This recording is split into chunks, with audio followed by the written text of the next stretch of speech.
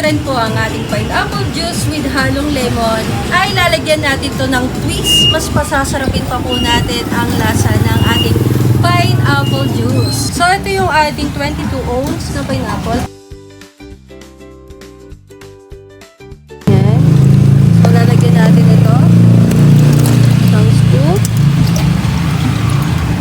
With lemon. Yan. Ito yung ating 22 ounce na pineapple at lalagyan natin siya ng Yakult. So, tignan natin kung ano magiging lasa dito. Yan. Dito din. So, ayan. Ito na yung ating pineapple juice with Yakult, with lemon. Ito na natin. Yan.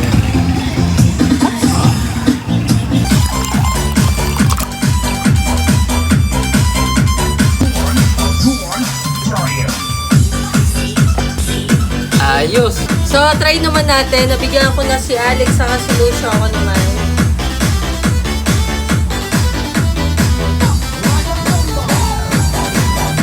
Ay, oo. Mas masarap siya. Sarap!